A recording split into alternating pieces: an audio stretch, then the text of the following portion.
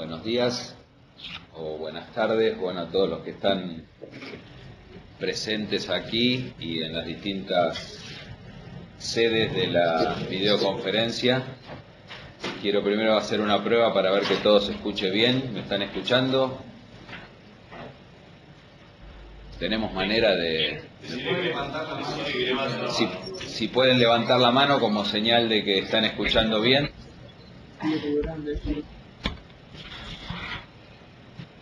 Muy bien, bueno, creo que hay signos de vida de todas las sedes. Así que bueno, les doy las buenas tardes. En mi condición de presidente del Consejo de la Magistratura, es una alegría para mí poder inaugurar este espacio. En primer lugar, agradeciendo a las autoridades de la Oficina de la Mujer de la Corte Suprema de Justicia de la Nación por haberme permitido estar aquí y realizar esta inauguración de esta apertura de esta nueva actividad conjunta que estamos desarrollando en el marco del convenio entre la Oficina de la Mujer de la Corte Suprema y el Consejo de la Magistratura. La verdad es bueno que es para mí una alegría inaugurar este ciclo de conferencias que se van a dar durante varios meses a partir del día de hoy, con expertos y expertas que van a profundizar distintos aspectos de la problemática esta que es común a todos nosotros y que nos ocupa y que tratamos de que sea de la mejor manera posible referente a los temas de género, la incorporación de la perspectiva de género dentro del Poder Judicial. Yo como presidente del Consejo estoy empeñado en tratar de lograr no solo el desarrollo y la efectividad de todas las actividades que hagamos en relación con la introducción de la perspectiva de género, sino también con todo lo que tiene que ver con los nuevos métodos de transmisión de conocimientos y de intercambio de ideas, como es justamente el de las videoconferencias, para que todos nosotros podamos enriquecernos mutuamente a la distancia y con todas las ventajas y nuevos desafíos a los que esto nos llama. Quiero simplemente señalar dos de los beneficios que todos nosotros podemos hoy palpar y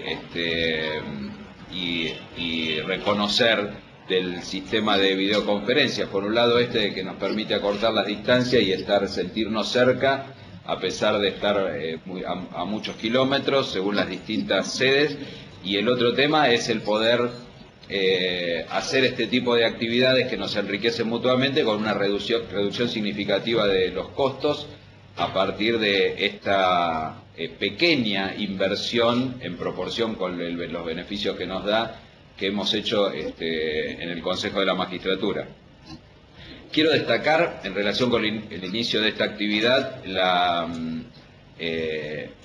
esta coordinación interinstitucional que estamos haciendo y que involucra, como decía, la Oficina de la Mujer de la Corte Suprema de Justicia, en el ámbito del Consejo de la Magistratura, la labor importante que se está haciendo dentro del área de género y trata de la Unidad de Derechos Humanos, a cargo de Malena Herrico, y también el esfuerzo desplegado permanentemente por la Dirección de Tecnología a través de los técnicos que lo hacen, y la Escuela Judicial en la persona de Sergio Palacio, que está acá también presente.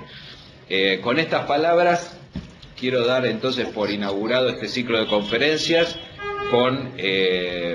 que apuntan a la incorporación de la perspectiva de género dentro de la justicia, invitando en esta oportunidad, como inicio, a la doctora Natalia Gerardi, quien va a disertar sobre la temática ¿dónde estamos en el ejercicio efectivo de los derechos reconocidos? Así que muchas gracias y le doy un saludo a todas las sedes y a todas las personas que están presentes.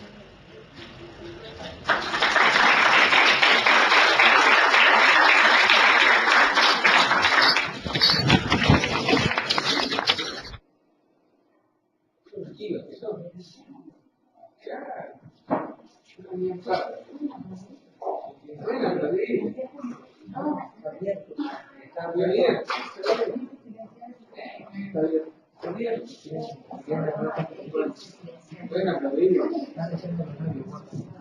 No, está, yo lo puse para que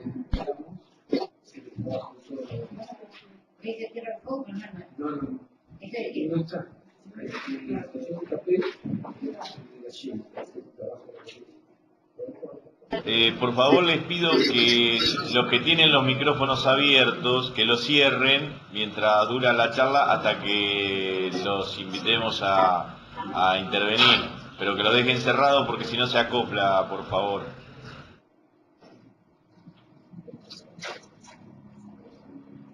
Bueno, a mí me toca presentar a Natalia hoy. Primero, realmente me resulta muy grato y la verdad es que muy emocionante que podamos estar todos juntos desde acá, utilizando la cámara o todo el sistema que tiene el Consejo de la Magistratura. Por supuesto, les doy las gracias a ustedes, a Sergio, que me lo presentó hace casi un año, este sistema, hablándome maravillas, así que ahora nos van a tener acá a menudo, y al doctor Fera, por dejarnos utilizarlo. Y ahora les presento a Natalia. La idea es, ustedes ya lo saben, les mandamos un comunicado a todas las jurisdicciones. Lo que vamos a hacer es una vez por mes una conferencia que ahonde, que profundice en aquellas cuestiones de género sobre las que versaron los talleres. La de hoy, como ya anunció el doctor Fera, va a estar a cargo de Natalia Gherardi.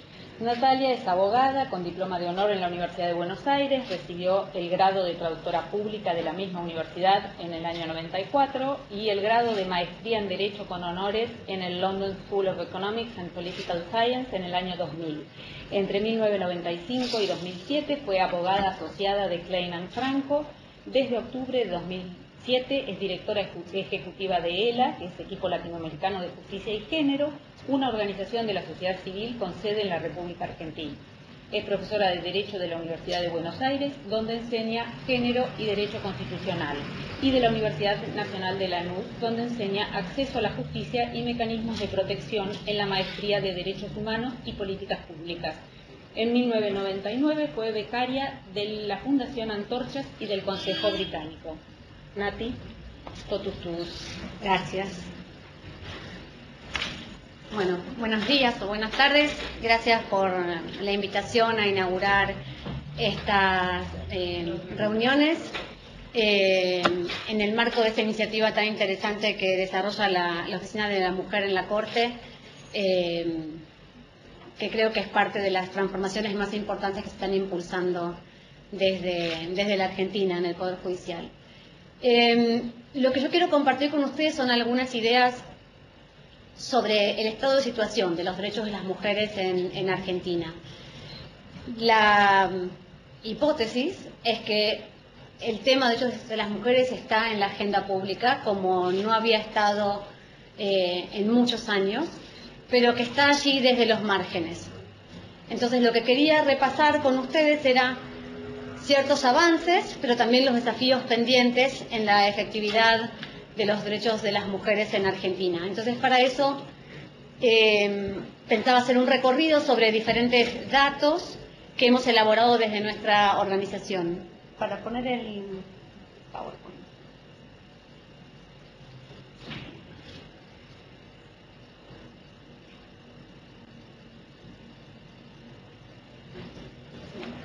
¿Están viendo bien allá están recibiendo bien el Power?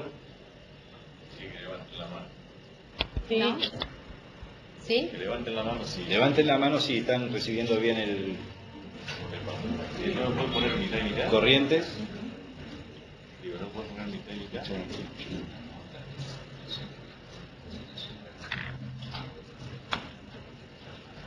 Pero van a ver mitad y mitad. No, porque hay una opción que es mitad y mitad. La ven a esta y ven el Power. Ahí también la ruta. Preguntarle si también la también la ella ahí. ¿Están viendo ahí también a la doctora Gherardi?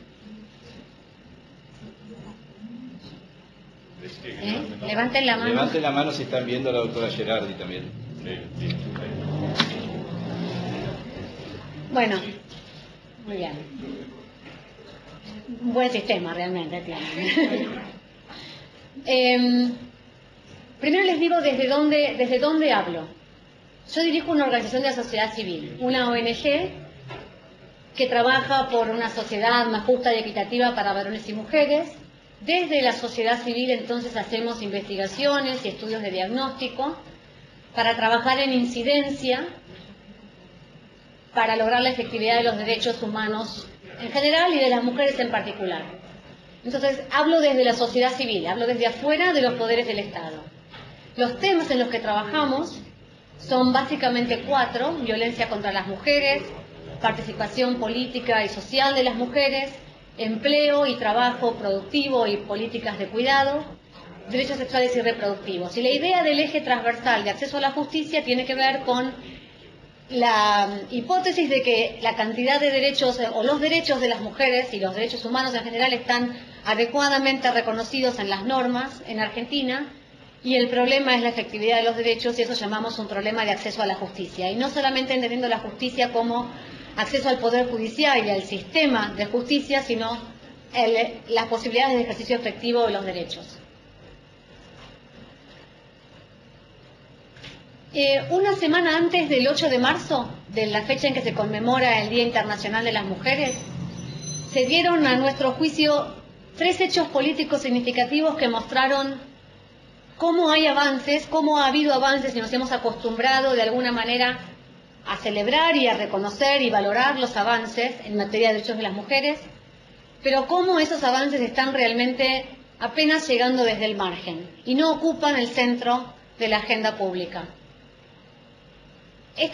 Estos 3 hechos se dieron con una diferencia de apenas 4 días.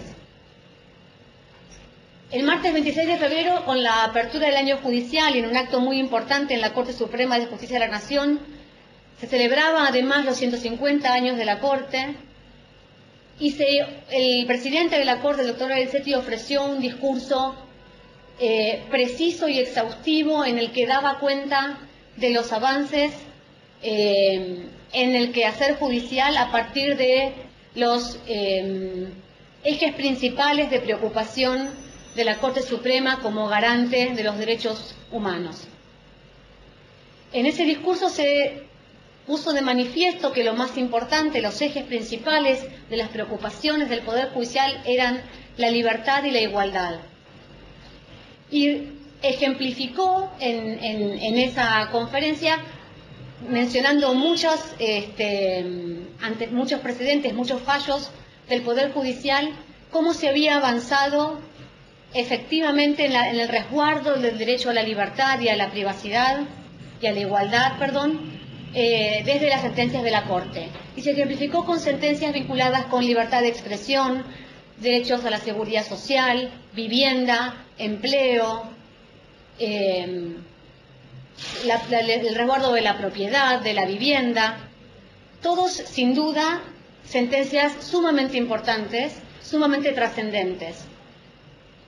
Pero no mencionó la sentencia de aborto no punible, el caso Fall, entre esas sentencias tan trascendentes, que era por lo menos, a mi juicio, tan trascendente como todas las otras que había mencionado. No estaba en el centro de la agenda del resguardo de la libertad y la igualdad. Sí se mencionó de la mano del reconocimiento obviamente merecido de la Oficina de la Mujer y los enormes avances que habían hecho en la capacitación, en la difusión de los derechos de las mujeres y la perspectiva de género desde el Poder Judicial, desde la Corte Suprema. Ahí se mencionó esta sentencia, que obviamente merecía ese reconocimiento y era importante para la Corte, pero no en el centro, desde el margen. Ese mismo día, más tarde, en una reunión de comisión de diputados, cuando se discutía sobre la posible aprobación, que finalmente fue la aprobación de ese memorándum de entendimiento, ese acuerdo con Irán a propósito de la investigación de atentado de la AMIA, hubo un insulto de un integrante de la Cámara de Diputados a una colega, y ese insulto solamente recibió la encendida reacción de la persona ofendida y de nadie más. El resto de las personas lo miraban la escena socarronamente o incrédulamente, pero nadie más se ofendió. No hubo una encendida reacción del resto de los colegas. Esto se repitió en la sesión de diputados del día siguiente. Entonces ahí nos preguntábamos, bueno, ¿es la Cámara de Diputados la que aprobó la ley contra todas las formas de violencia hacia las mujeres? Y es la propia Cámara de Diputados que no le da trascendencia a una forma de violencia que se da en su propio seno. Entonces, otra vez, ¿es una preocupación el tema de violencia contra las mujeres para la Cámara de Diputados? Pareciera que sí, han sancionado varias leyes y han mostrado una preocupación sobre el tema. ¿Está en el centro de las preocupaciones de la Cámara de Diputados? Creemos que no, está en el margen. 2 días más tarde, en la apertura de sesiones de la Asamblea Legislativa, el 1 de marzo, la presidenta se dirigió durante 3 horas a las cámaras en pleno. Utilizó 25.000 palabras. Solo 2 veces mencionó a las mujeres, a propósito de la protección del embarazo y a propósito de la generalización de una vacuna contra el cáncer uterino. Temas importantes, sin duda. Ahora, había otros temas que podía haber colocado también fuertemente en la agenda legislativa. Entre ellos, por ejemplo, la necesidad de sancionar la reforma de la ley de empleadas de casas particulares, que se hizo algunos días más tarde. Ahora, no lo colocó en el centro de la agenda legislativa. Estaba, de hecho se sancionó desde el margen.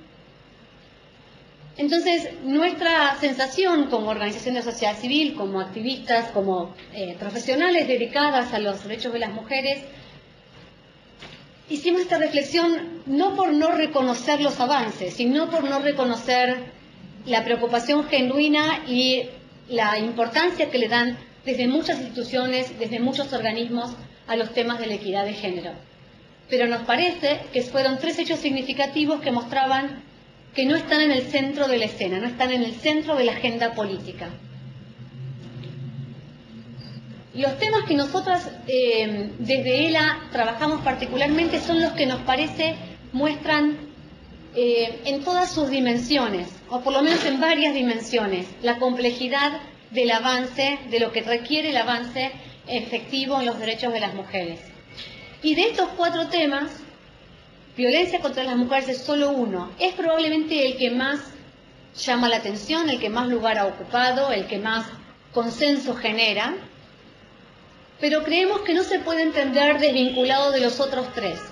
No se puede entender el problema de violencia contra las mujeres descontextualizado de la situación de empleo, de trabajo reproductivo, de políticas de cuidado, del lugar que ocupan las mujeres en el ámbito político y social y del ejercicio de los derechos sexuales y reproductivos.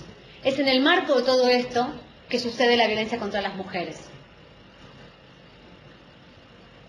Si vamos al primero de estos ejes, el tema de empleo, trabajo y políticas de cuidado, lo primero es reconocer la diferencia entre el empleo y el trabajo. La diferencia entre el empleo en el mercado de trabajo, lo que se hace a cambio de una contribución en dinero, y el trabajo, que es mucho más que eso, es lo que se hace también en los hogares, también para la reproducción de la sociedad.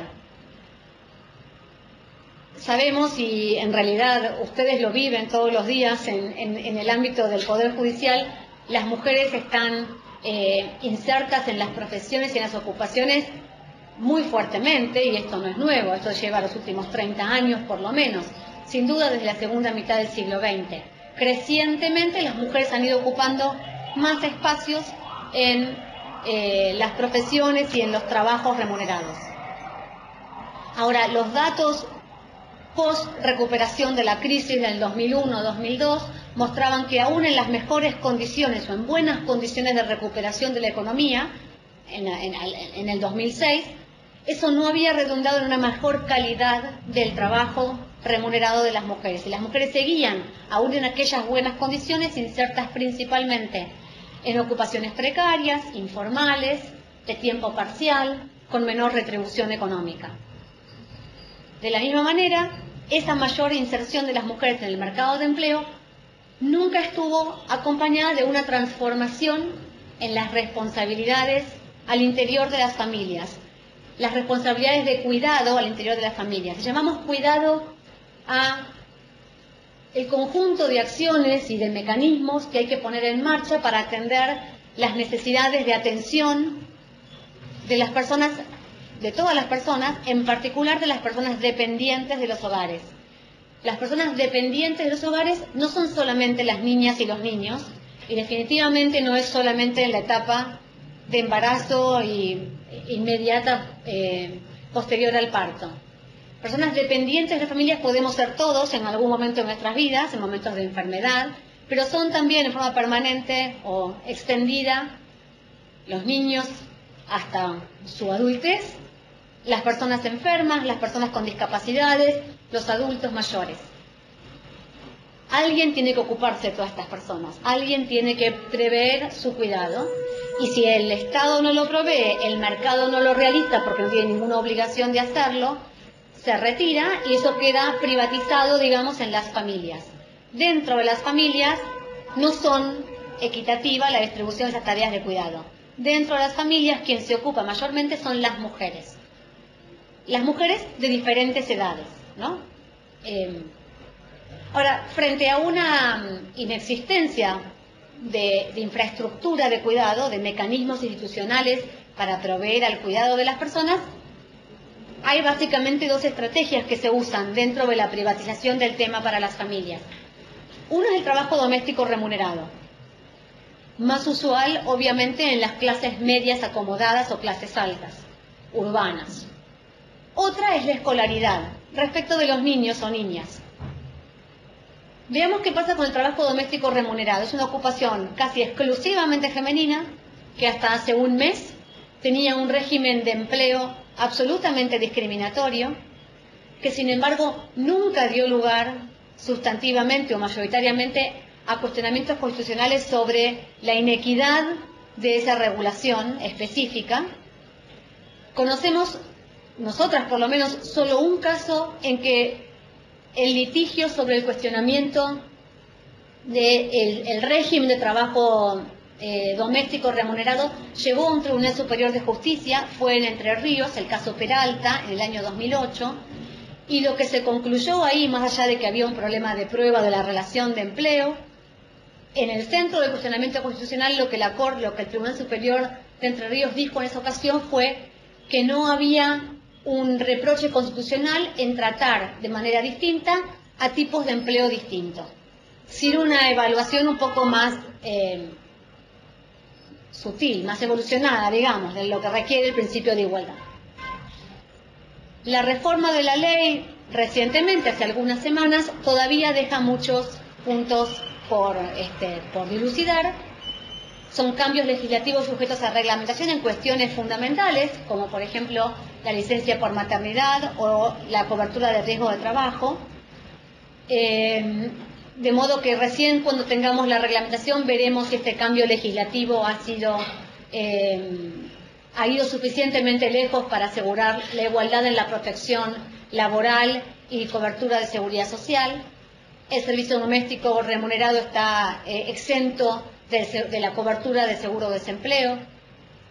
Entonces tenemos ahí un tipo de trabajo remunerado exclusivamente femenino, claramente deslegitimado, desjerarquizado, desprotegido y a espaldas de los avances que ha habido en materia de igualdad, aún formal, legal, ante la ley, para los avances que hubo en Argentina. Esto fue un tema de preocupación de los tratados internacionales, de los comités de seguimiento de los tratados internacionales de derechos humanos. Por ejemplo, el Comité de la CEDAW y el Comité de los DESC en los años 2010 y 2011 dictaron sendas recomendaciones específicas a la Argentina para revisar este tema. Bueno, se ha avanzado en el reconocimiento legislativo. Hay que ver si la reglamentación lo lleva a toda la protección y protección legal que requiere y que se merece, y hay que ver después la efectividad de este cambio legislativo, porque si con la poca protección que había, los pocos derechos que se confieren al servicio doméstico remunerado hasta el año pasado, solo había 80% de informalidad, poco hace prever que mayor cobertura recibirá mayor formalidad y mayor registración en el empleo. Eso requerirá otro tipo de mecanismos de monitoreo y control.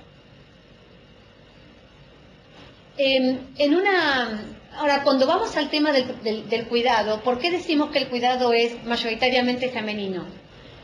En una encuesta que hicimos hace poco en AMBA, en Gran Buenos Aires y Ciudad de Buenos Aires, vimos que en el 76% de los casos de las personas encuestadas nos decían que los menores de 13 años de los hogares, cuando estaban en las casas, están al cuidado de las mujeres. de las madres, fundamentalmente. Si tenemos en cuenta que la jornada escolar es mayoritariamente incompatible con una jornada de empleo, podemos concluir que estas madres o no están insertas en el mercado de empleo, o lo están insertas en ocupaciones de tiempo parcial, o precarias, o informales, o desde la casa, lo que generalmente lleva a la informalidad y la precariedad en el empleo, porque son personas autoempleadas. También en esta encuesta vimos que el 87% de los menores de 3 años de los hogares encuestados manifestaban que no van a la escuela y al jardín, según dicen, porque son muy chiquitos, porque consideraban que eran demasiado pequeños para estar en una institución educativa. Y solo en el 3% de los casos porque no hay vacantes. No hay un cuestionamiento, o creo yo, que no tenemos que hacer un cuestionamiento de las elecciones, ¿no? Cada familia y cada persona, cada mujer y cada varón puede elegir el tipo de cuidado, la infraestructura, los arreglos de cuidado que desea para las personas dependientes de sus hogares, sean niños y niñas, sean adultos mayores, sean personas con discapacidad, personas ocasionalmente enfermas. Cada familia y cada persona debe tener a su disposición el abanico de opciones para que pueda elegir libremente qué tipo de arreglo de cuidado hacer. Lo que nosotros pensamos es que difícilmente haya ese abanico de opciones disponibles para elegir libremente. No solamente porque hay ciertos prejuicios respecto de lo que corresponde y a quién le corresponde el cuidado, sino porque no hay medios e infraestructura para la atención de estas personas. Según lo que veíamos entonces en esta encuesta, el 76% de los menores están al cuidado de la madre o el padre, de la madre, y solo el 22% al cuidado del padre, cuando no están en los hogares, cuando no están en las escuelas y están en los hogares. Un problema de magnitud en la ciudad de Buenos Aires, y intuyo que también en sus jurisdicciones, es la extensión de la jornada en las escuelas públicas. La extensión de la jornada en las escuelas públicas es preocupantemente breve. Y en muy pocos casos hay escuelas de doble jornada, lo que permitiría mayor tiempo, más disponibilidad de tiempo para las madres y padres de esos hogares. En el segundo tema, participación social y política de las mujeres. La primera pregunta es ¿por qué? ¿No? ¿Por qué habría de ser importante que las mujeres participen en espacios de decisión en lugares de la sociedad y en la política?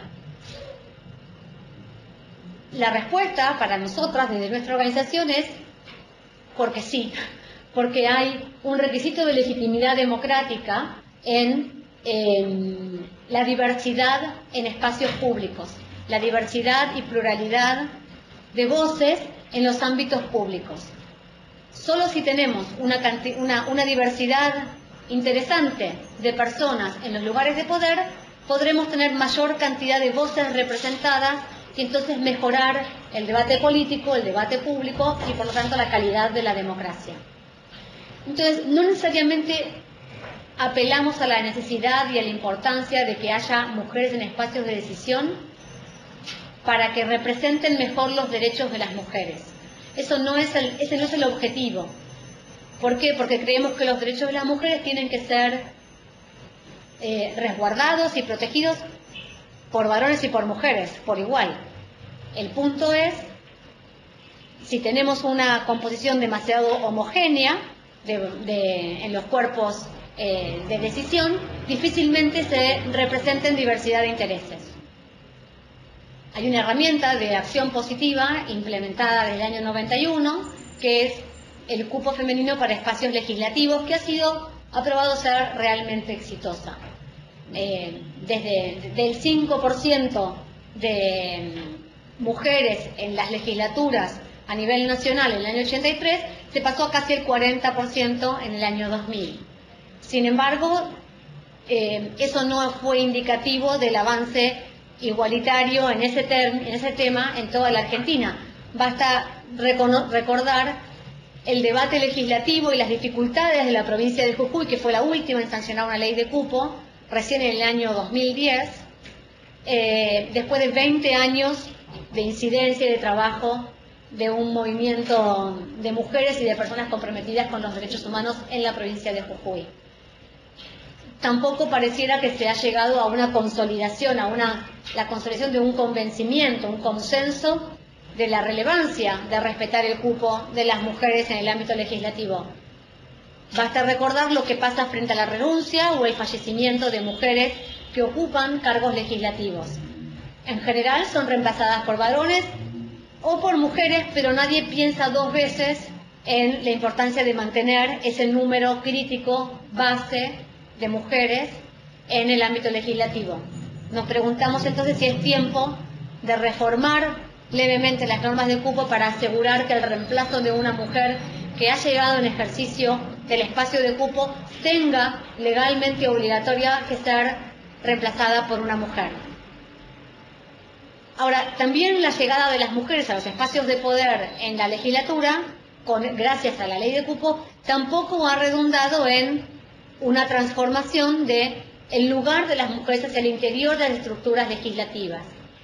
En un estudio que hicimos en el 2011, mirando la composición de las legislaturas del Congreso Nacional y de 6 legislaturas locales, entre las que estaba la Ciudad de Buenos Aires, la Provincia de Buenos Aires, Santa Fe, Corrientes, creo que Misiones y Mendoza, vimos que las mujeres están, en general, sobre representadas en las comisiones que podemos clasificar como de reproducción, las vinculadas con aspectos sociales, y están subrepresentadas en las comisiones que se llaman de producción o de mantenimiento de la estructura, las de asuntos constitucionales, ¿no?, de legislación general, de economía. Están subrepresentadas en aquellas y sobrerepresentadas en las que se vinculan con minoridad, familia, derechos sociales, etc. Pero no solo eso, las mujeres que están en el Congreso tienen, en general, menos cantidad de hijos que los varones que están en el Congreso, que sus pares. Las mujeres son, en general, en mayor proporción, solteras, viudas o separadas, y en menor proporción, casadas o unidas. Entonces pareciera que las responsabilidades reproductivas, las responsabilidades de cuidado, tienen un impacto también en las oportunidades de la carrera legislativa. Entonces, aún con la ley de cupo, la herramienta de acción positiva que favoreció la incorporación de mujeres en las legislaturas nacionales y provinciales, ni aún así eso aseguró la transformación al interior de las estructuras legislativas. Obviamente no hay que desconocer el enorme impacto que tuvo la incorporación de mujeres en la legislatura, porque gracias a eso, probablemente, sin duda, gracias a eso, se comenzaron a discutir leyes fundamentales en el Congreso Nacional y los provinciales. Las leyes de violencia, las leyes de derechos sexuales y reproductivos, las leyes de educación sexual, todas esas leyes llegaron después de que se incorporó por lo menos el 30% de mujeres. Obviamente fueron iniciativas acompañadas, muy bien acompañadas por una cantidad enorme y sustantiva de varones, pero por algún motivo esos temas no habían llegado a la legislatura antes de que las mujeres estuvieran sentadas en esas bancas. Pero también podemos preguntarnos si la ley de cupos y este 30% de mujeres en espacios de decisión en el ámbito legislativo es indicativa, si nos dice algo sobre la presencia de mujeres en otros lugares. ¿Creemos que la ley de cupo, este 30%, es considerado socialmente como el mínimo indispensable que requiere la pluralidad en todos los espacios? Lamentablemente no. Hicimos otro estudio que se llama Sexo y Poder, ¿quién manda en la Argentina?, con el objetivo de identificar cuantitativamente la presencia de mujeres en espacios de decisión en el ámbito político, pero también económico y social. Relevamos más de 13.000 puestos de máxima autoridad en más de 4.000 instituciones del orden nacional, provincial y municipal, y creamos este índice de participación de las mujeres, el IPM. Lo que nos muestra el IPM es que hay menos de 2 de cada 10 lugares de máxima decisión en espacios sociales, políticos y económicos de Argentina ocupados por mujeres. Menos de 2 de cada 10 lugares de máxima jerarquía en la Argentina, considerado más ampliamente, están ocupados por mujeres. Obviamente más en el ámbito político, traccionado para arriba por la ley de cupo y la presencia de las legislaturas, con un peor desempeño en el poder ejecutivo, nacional y provinciales, y un mal desempeño en el poder judicial. Pero mucho peor que los espacios públicos son los espacios privados. Si pensamos en las principales empresas, menos del 5% de los lugares de máxima decisión de las principales 1000 empresas de Argentina están ocupados por mujeres.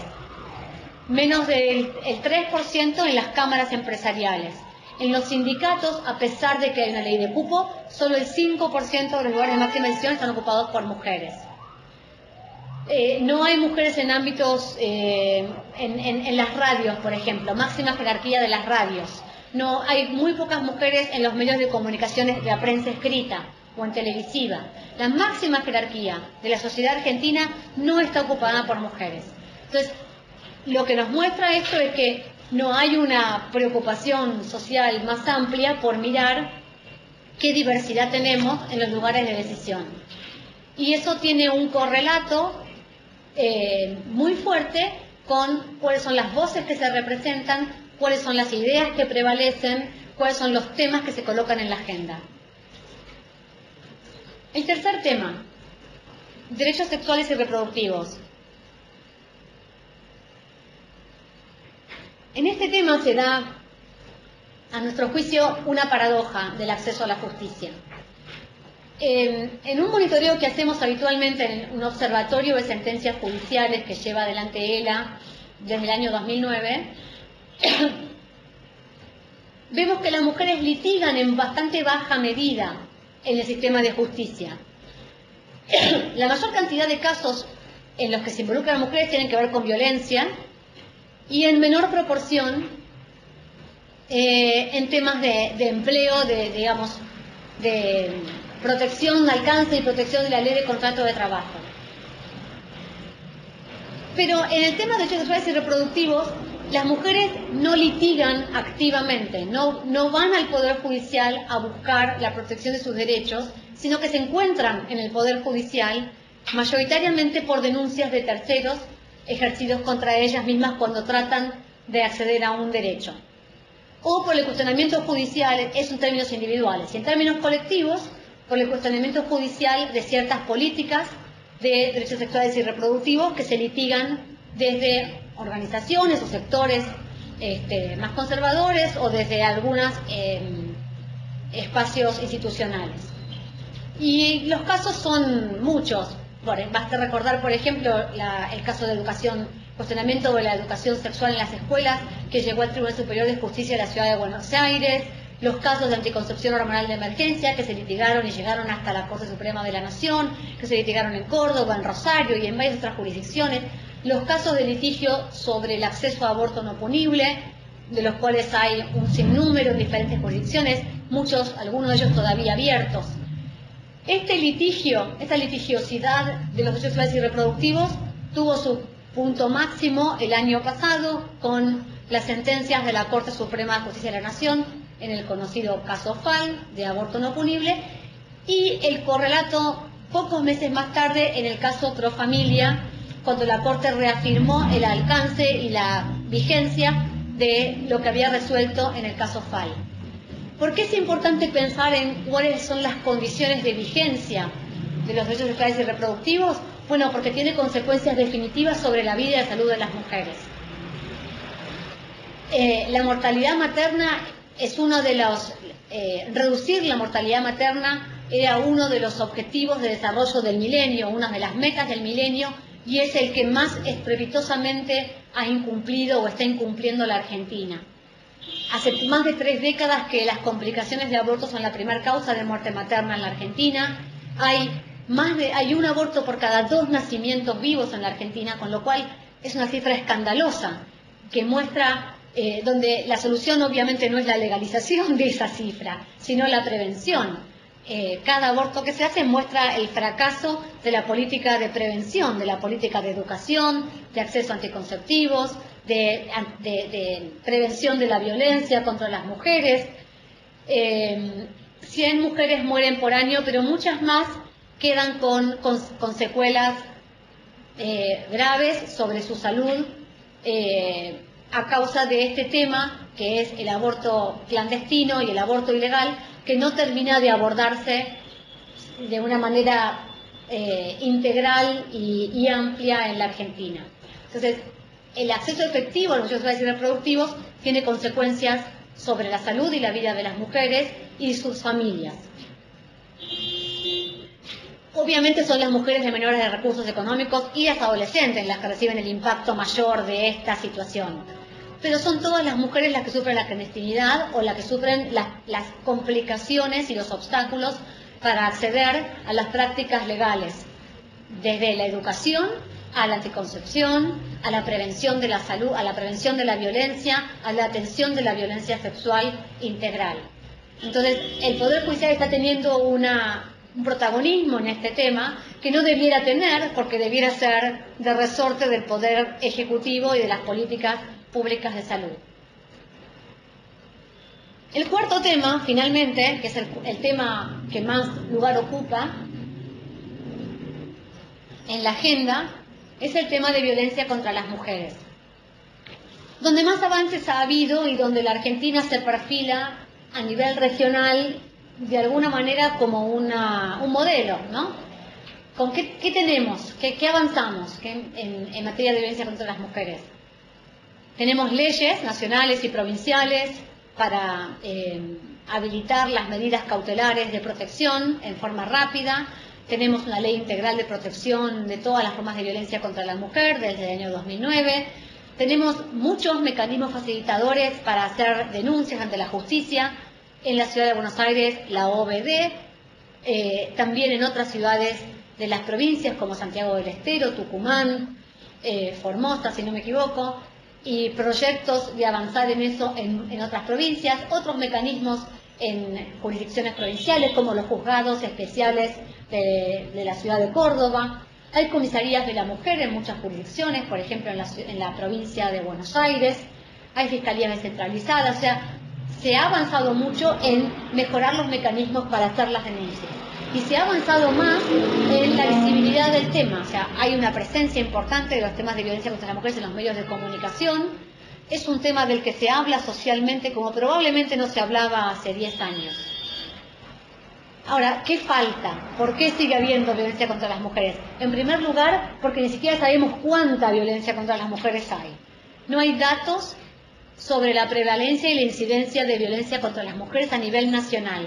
Tenemos apenas algunos datos de cantidad de denuncias en algunas jurisdicciones, por ejemplo en la ciudad de Buenos Aires, también en Córdoba, también en Santiago del Estero, pero en algunas ciudades hay datos sobre las cantidades de denuncias. Lo que no sabemos es la base de la pirámide. Sabemos cuánta gente denuncia, pero también sabemos que denuncia mucha menos gente de la cantidad de situaciones de violencia que existen. ¿Cómo saber entonces la situación de violencia real? Solamente con encuestas a población general. Solo si hiciéramos encuestas del tipo de la EPH, si hiciera el Estado encuestas del tipo de la EPH, podríamos saber cuál es la dimensión real de la violencia contra las mujeres. Argentina nunca hizo un esfuerzo similar.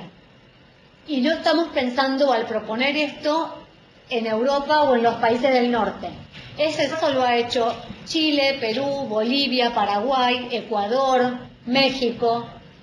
Entonces, estamos hablando de un instrumento básico para poder definir la política pública y monitorearla, etcétera, que se usa en todos los lugares del mundo y que se usa ampliamente en América Latina y que no se ha usado todavía en la Argentina. Entonces, los esfuerzos que se están haciendo para promover las denuncias, para facilitar las denuncias, para atender adecuadamente, todavía no sabemos a qué parte de la población está sirviendo.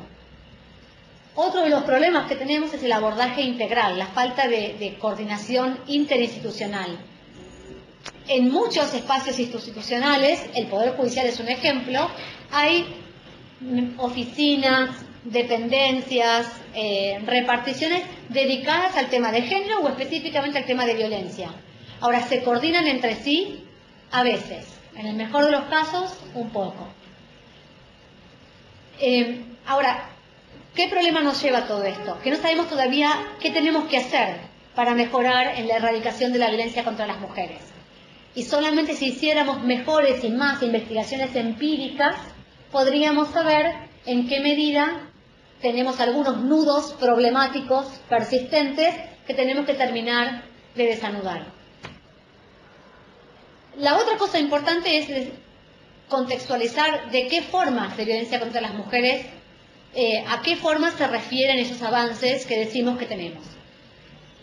Si miran esta lista, no sé si se llega a leer, en el año 2006, la Relatoría Especial de Naciones Unidas hizo un estudio a fondo sobre todas las formas de violencia contra las mujeres y llegaron a esta clasificación de diferentes ámbitos y formas de violencia. Violencia en la familia, en la comunidad, cometida o consentida por el Estado, violencias en contextos de conflicto armado y violencia y discriminación múltiple. Y encontramos ahí una lista que incluye la violencia en la pareja, sexual, psicológica, física, patrimonial, la violencia en la familia, la violencia sexual, el femicidio, el acoso en diferentes espacios, social, laboral, en ámbitos educativos, la trata de mujeres. Entonces, las mujeres privadas de la libertad y las formas especiales de violencia en ese espacio. Entonces, eso nos tiene que hacer reflexionar si cuando decimos que hemos avanzado en materia de violencia contra las mujeres, hemos avanzado por igual en todos estos ámbitos. Y probablemente la respuesta es no.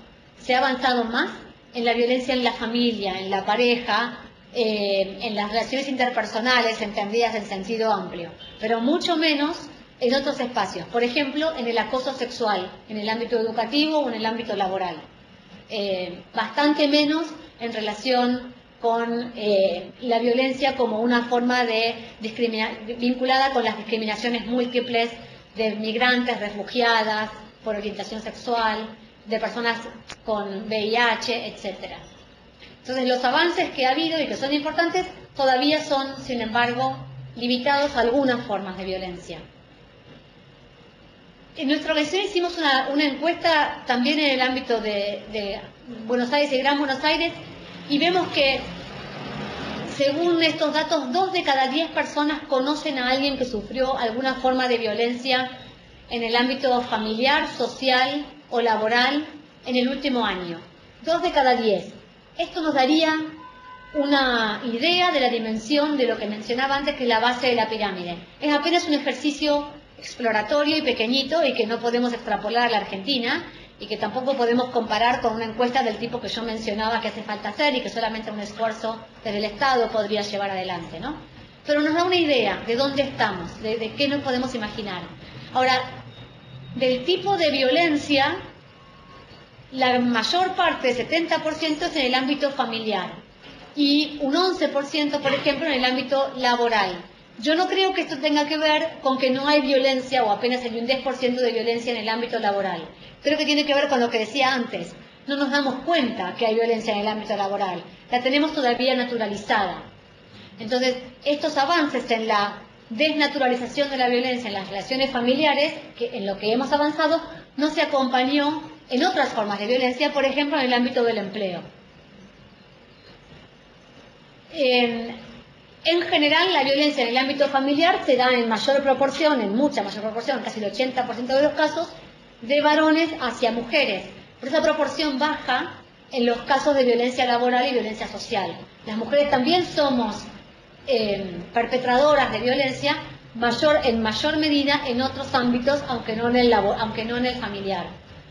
Reconocer entonces las diferentes formas de violencia y manifestaciones es importante para pensar alguna forma de abordaje que sea útil. Ahora, hemos avanzado, decía, en los mecanismos facilitados para hacer denuncias, pero en gran medida las diferentes formas de violencia no se denuncian. La mitad de las formas de violencia, la mitad de las violencias se denuncian. ¿Y por qué no se denuncian? En mayor proporción, sobre todo en el ámbito de la violencia familiar, por temor, miedo a la venganza, miedo al desamparo económico, por miedo a quedar sola. Y en el ámbito social y laboral no se denuncia porque no se considera tan grave, porque no es para tanto, o por miedo a perder el empleo, porque no hay mecanismos de resguardo del empleo si uno hace una denuncia de violencia. Ahora, cuando sí se denuncia, ese dato, es interesante ver que en esta encuesta, cuando sí se denuncia, la mitad de las veces se denuncia ante las comisarías. En Buenos Aires y Gran Buenos Aires, en la mitad de los casos la denuncia se hace ante las comisarías. Y apenas en un 10 o 15% ante la justicia o las fiscalías. Y eso es grave, porque en la ciudad de Buenos Aires está bastante cerca la justicia, digamos, comparado con lo que sucede en jurisdicciones donde está todo mucho, donde puede estar a tal vez 100 kilómetros el espacio judicial para denunciar. Entonces, ni aún en la ciudad de Buenos Aires, que está relativamente cerca, que está la OBD, que tiene 24 horas de atención, que hay fiscalías descentralizadas, ni aún en Buenos Aires la violencia se denuncia principalmente o en una medida significativa como primer denuncia en la justicia. Ahora, este dato me parece todavía más problemático, que es, en percepción de la persona encuestada, en más del 50% de los casos, después de haber denunciado, el problema siguió. El problema no se resolvió. Ahora, para personas de derecho, no nos sorprende mucho, porque decimos, y no, la justicia no resuelve esos problemas. El Poder Judicial no puede resolver un problema de violencia que es estructural a una relación y que requiere otro tipo de abordajes complementarios al del Poder Judicial. Ahora, el problema es que en la percepción de la gente, la denuncia es para solucionar el problema. No se ven todas las demás cosas que tienen que suceder y que tienen que ponerse en marcha coordinadamente con la justicia para que el problema se resuelva. Lo que me parece problemático de esto es que se consolide la percepción en la sociedad de que no sirve para nada denunciar, de que la denuncia finalmente no ayuda. Entonces creo que necesitamos mejores políticas, sin duda mejores políticas de abordaje integral de la violencia, pero también poder comunicar más fácilmente qué es lo que teóricamente, qué es lo que podemos esperar de la intervención de la justicia y qué debemos esperar y debemos demandar de otros espacios de la política pública. En una investigación que hicimos en el publicamos en el 2012, vimos que en la ciudad de Buenos Aires, la OBD, en la Oficina de Violencia Doméstica de la ciudad de Buenos Aires, las intervenciones que comenzaban ahí y seguían en la justicia de familia eran altamente exitosas. En la gran mayoría se lograban órdenes de protección con rapidez, etc. Ahora, también había otra proporción de casos, menor, pero de gente que iba a la OBD a contar cualquier otra problemática menos de violencia en el ámbito de las relaciones familiares. Y eso lo que muestra es que no hay otro espacio para contar esos problemas. La OBD puso de manifiesto la falta de otros espacios de contención para problemáticas sociales más amplias, que no tienen que ver, que por ahí se cruzan con violencia en las relaciones familiares, pero que no están mayormente dirigidas a esa problemática. Ahora, lo que sí vimos de los casos de violencia que comenzaron por la OBD y que siguieron en el ámbito de familia es que es mínima la cantidad de casos en los que hay patrocinio jurídico gratuito, donde otra vez hay avances y hay iniciativas de la Defensoría General de la Nación, de la Procuración de la Ciudad de Buenos Aires, de algunas organizaciones profesionales, hay algunos recursos jurídicos disponibles para patrocinio, pero son ínfimos comparados con la cantidad de denuncias de violencia que van a los juzgados de familia de Buenos Aires. ¿Qué problema trae eso? La orden de protección la tienen igual, pero todo lo demás que le pueden pedir a la ley y al Poder Judicial, la gente no lo sabe articular o no lo promueven de la manera que lo puede hacer una abogada o un abogado, y los procesos se caen casi antes de comenzar. Recién apenas con la orden de protección ese expediente termina ahí y nunca continúa.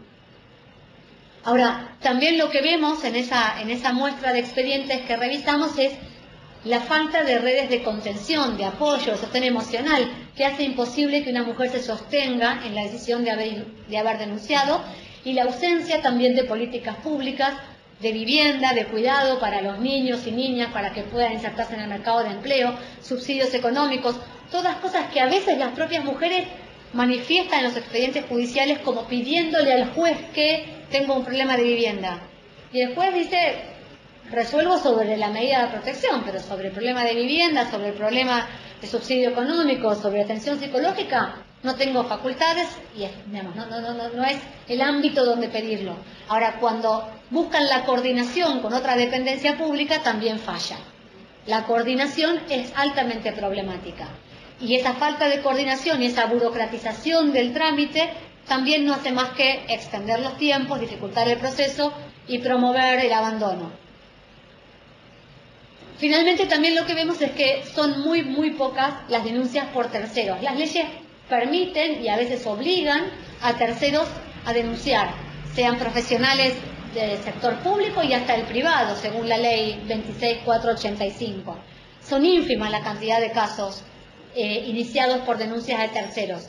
Probablemente tenga mucho más sentido, digamos, estoy convencida que tiene mucho más sentido mejorar los mecanismos de fortalecimiento de las mujeres para que sean ellas las que puedan denunciar cuando están en condiciones de hacerlo y no promover la denuncia de terceros, que no va a hacer más que acelerar las situaciones de abandono de los procesos en situaciones en las que las mujeres no tienen las condiciones materiales y subjetivas para continuarlos.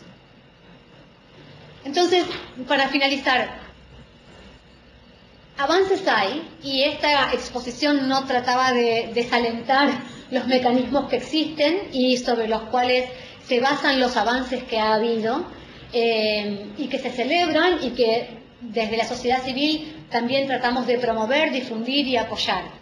Pero sí nos parecía importante mostrar las limitaciones de promover los derechos de las mujeres y la perspectiva de género desde los márgenes. El desafío es trasladar esas preocupaciones al centro de la agenda. Ahora, como en el tema de violencia, si el objetivo es erradicar la violencia, lo que hay que hacer es transformar la cultura. Pero eso pasa en todos los ámbitos, en los 4 espacios que mencionaba. Son todas manifestaciones, esa deficiencia en el ejercicio efectivo de los derechos en el ámbito de la violencia, pero también los derechos sexuales y reproductivos, la participación y el empleo, lo que muestran son formas de discriminación. Para superar esas formas de discriminación, también hay que transformar la cultura. Hay que tener una percepción de lo que estamos hablando es de violación de derechos, de desnaturalizar las diferentes manifestaciones de discriminación que se dan en la vida social y también en las prácticas institucionales. Entonces, ¿qué podemos hacer para eso? En primer lugar, creo tener mecanismos de alerta. Alerta desde la vida cotidiana, desde la escolaridad de nuestros hijos y ver qué sucede en las escuelas y cómo se los socializa en nuestra vida privada y cómo naturalizamos o no algunas prácticas y costumbres familiares, cómo desafiamos o no estereotipos sobre lo que se espera de nosotras o lo que se espera de los varones y cómo eso está o no en tensión con los deseos y las oportunidades que realmente se puedan materializar. Entonces, desde la alerta en la vida social a la alerta en las prácticas institucionales, y esas alertas tienen que ser con mecanismos de monitoreo, con instituciones dedicadas a mirarse hacia adentro y a cuestionar lo que sucede, a evaluarse, a generar información y difundirla ampliamente, acceso a la información, acceso a los datos que se produzcan, porque primero tienen que producirse, obviamente. Y todo esto hecho por instituciones que tengan la jerarquía institucional, la capacidad técnica y los recursos financieros que le permitan hacer esta tarea de una manera adecuada, coordinada y con la dimensión del esfuerzo del que estamos hablando. Entonces, el objetivo finalmente sería que la diferencia sexual entre varones y mujeres deje de consolidarse, como es actualmente, en la desigualdad social de las mujeres en la sociedad argentina. Eso es todo. Muchas gracias.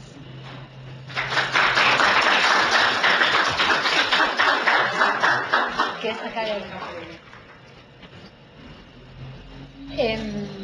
¿quieren sacar la mirada del PowerPoint? Y no sé... Y ahora tenía un ratito para... Hay un rato, entiendo, para comentarios o preguntas.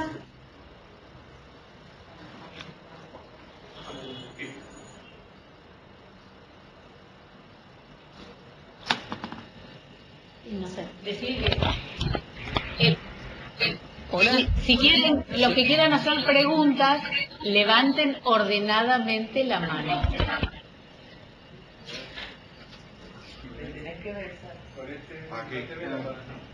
No se ve la cámara. Muy bien. Sí, de Mendoza. Sí. ¿Se escucha bien?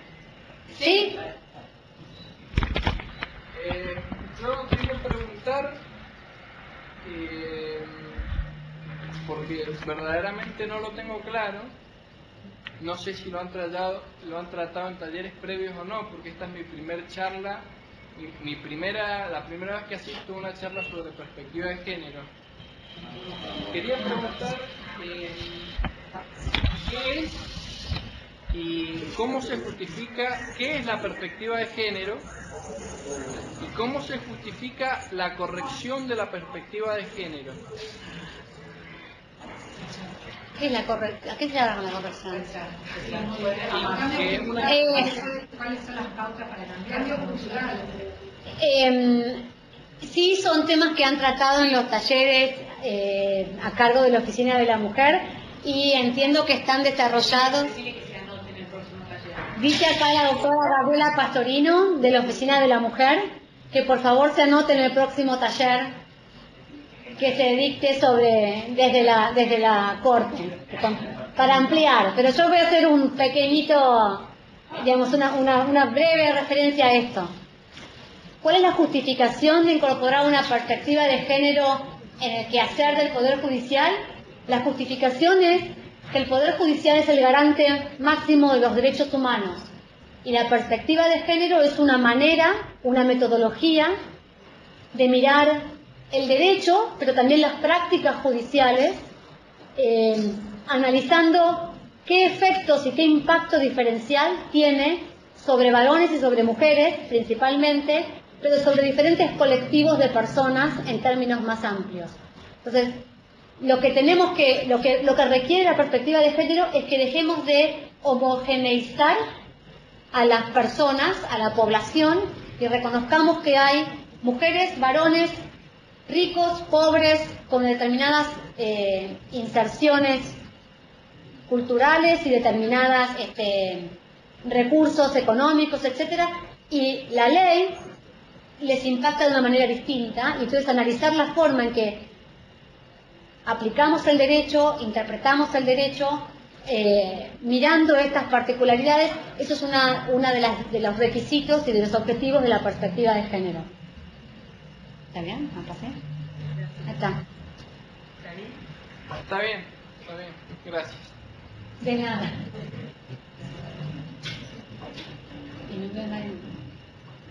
Una cosa para comentarles, los datos que mencioné y que las investigaciones que comentaba están disponibles en la página web de nuestra organización, www.ela.org.ar. Entonces, si les interesa alguna de esas investigaciones o información, están ahí disponibles. Sí, veo una mano en Córdoba. Hola, ¿cómo te va? Hola. Te quería preguntar, vos hablabas de una encuesta, formulario que se hace en Europa y en muchos países de Latinoamérica y en Argentina no. ¿Cuál es esa encuesta? ¿Dónde se puede conseguir? ¿Tiene alguna forma? Sí, a lo que me refería es una encuesta nacional sobre violencia contra las mujeres.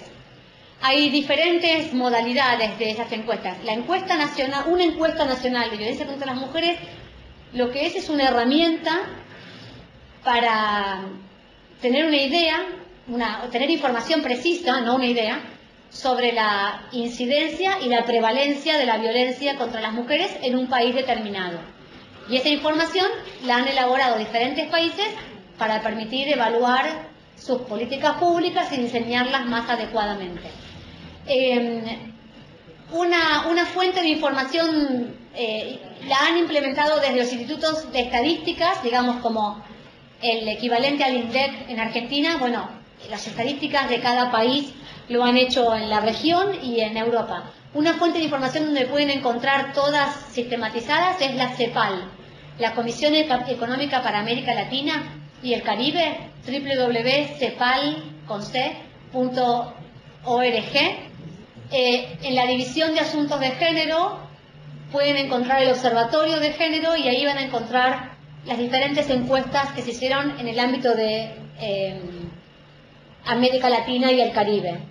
Sobre las fuentes europeas podrían mirar, por ejemplo, la Unión Europea y la información que surge de ahí. Digamos, están disponibles. Otro lugar de información es las Naciones Unidas. Hay una base de datos de temas de violencia contra las mujeres en Naciones Unidas. Ahí también pueden encontrar en términos más amplios.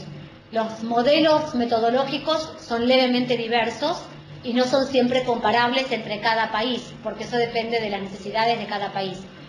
Y no propongo ninguno en particular para la Argentina, creo que urgentemente necesitamos alguno, y todavía no se hizo. Bueno, gracias. De nada. Tucumán. Sí, veo la mano en Tucumán. Hola, buenas tardes.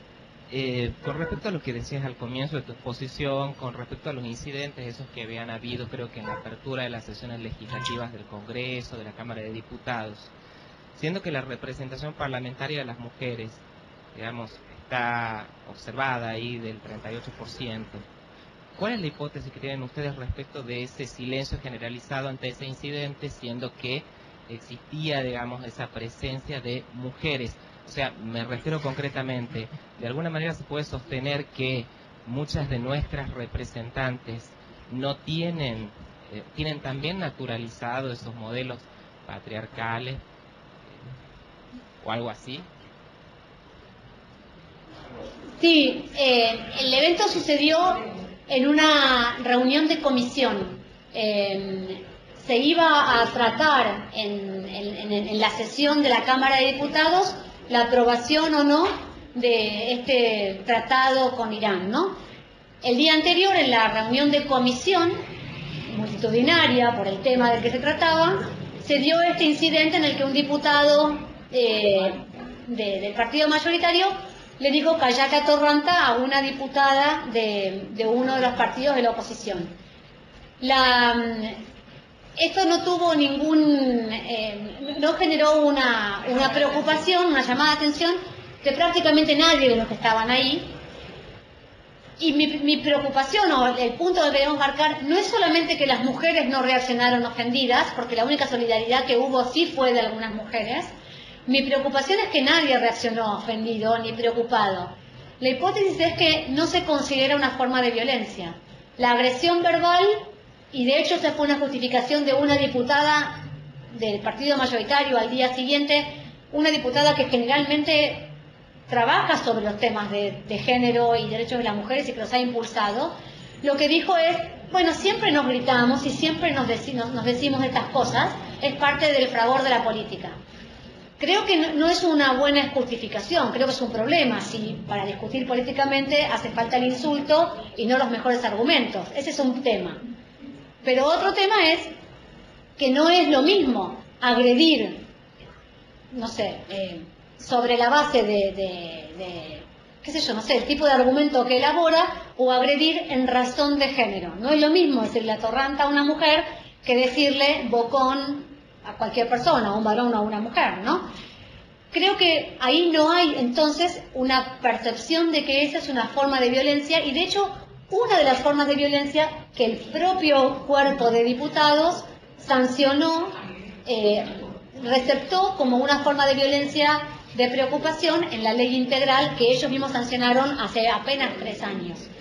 Creo que eso habla de la naturalización de algunas formas de violencia, de la banalización de algunas formas de violencia. Entonces, de hecho, en la cobertura periodística de ese tema, un diario que habitualmente hace una buena cobertura de los temas de derechos de las mujeres, adjetivó sobre la ofendida, diciendo que era una exaltada, y no me acuerdo qué otro adjetivo, en lugar de adjetivar sobre el agresor, diciéndole misógino, violento o algo por el estilo.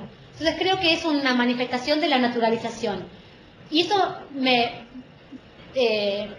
parece que tiene vinculación también con otra cosa, que es el porqué de tener más mujeres en ámbitos legislativos.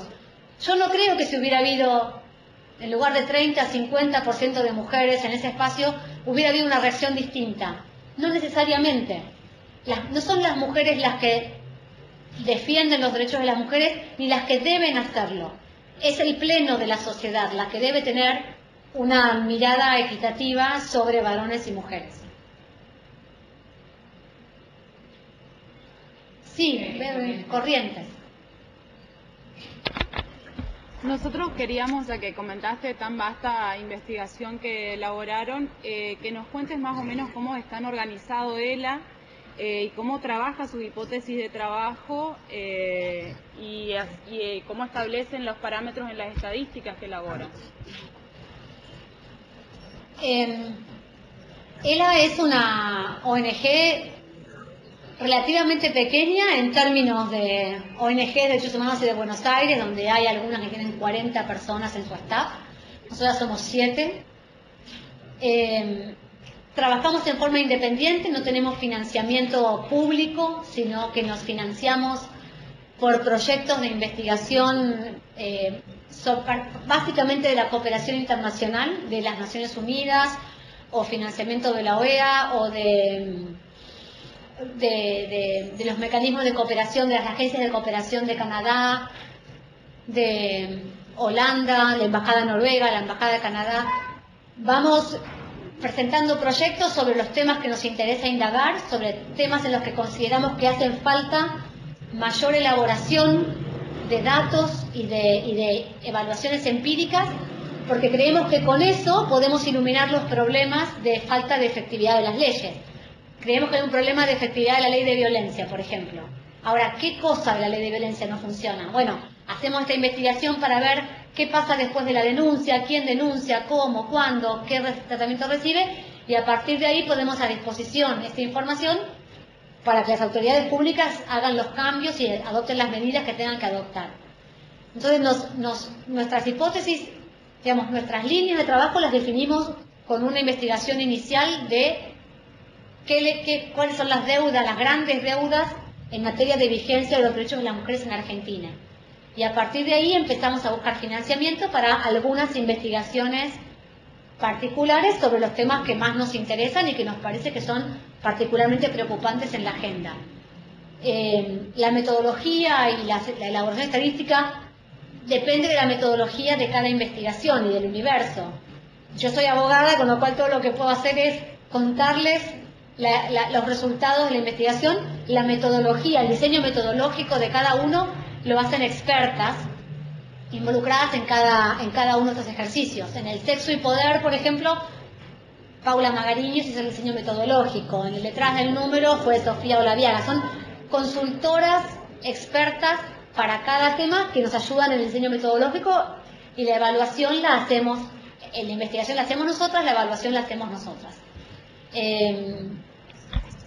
Somos una ONG relativamente pequeña, como decía, aunque privilegiadas en términos de una ONG de mujeres, sobre derechos de las mujeres, que lleva 10 años de existencia y los últimos 5 de un trabajo relativamente fuerte al que nos dedicamos. O sea, yo trabajo de eso. Tenemos 7 personas que nos dedicamos solamente a eso, además de algunas otras colaboradoras que lo hacen además de sus otras inserciones laborales. ¿El acogimiento a nivel nacional del tipo de datos que ustedes procesan y los ayudas en financiamiento vienen a nivel nacional de la Argentina, o es más reducido en proporción a lo que le piden organismos internacionales? A nivel nacional de Argentina, ¿qué te referís? ¿Al financiamiento público del Estado? Puede ser público o privado si alguna entidad tiene algún tipo de interés y si también ayudan en el financiamiento. Es decir, si nos interesan inclusive los datos que ustedes están produciendo. A ver, el financiamiento es en general de cooperación internacional, pero eso incluye algunas embajadas en Argentina que tienen fondos disponibles para organizaciones de este tipo, como la Embajada de Noruega, la Embajada de Canadá, la de Finlandia. Son concursos abiertos de fondos, son estas organizaciones, estos organismos hacen como una licitación pública de fondos para determinados temas. Presentamos un proyecto, muchas veces no somos elegidas y a veces sí. Financiamiento público de fuentes públicas de Argentina no hemos tenido y tampoco lo hemos buscado, más allá de 2 consultorías breves del Consejo Nacional de las Mujeres. Pero no buscamos financiamiento público activamente, primero porque no hay concursos públicos de fondos, que conozca por lo menos, y segundo porque nos parece bien mantener cierta independencia.